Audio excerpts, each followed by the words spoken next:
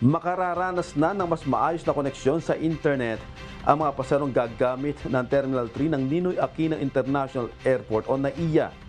Kasunod ito ng inulunsad na Free Wi-Fi Connectivity Program ng Department of Transportation, NAIA at ang kumpanyang Converge kahapon November 14.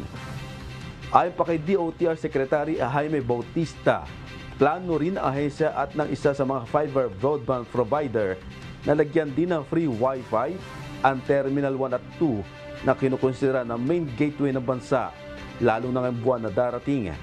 Inaasahan kasi na daragsa mga pasero at bakasyonista sa NAIA ngayong paparating na holiday season.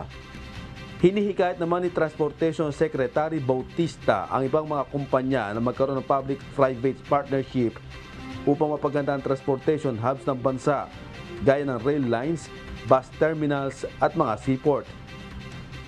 Nitong nakarang buwan ng Hulyo, inilusad na rin ang free Wi-Fi sa NAIA Terminal 4 na mayroong 120-minute free Wi-Fi connectivity access.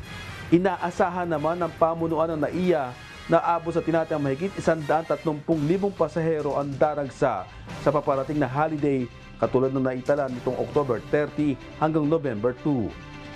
Diyos ang aming sandigan, serbisyo publiko ang aming pinahahalagahan.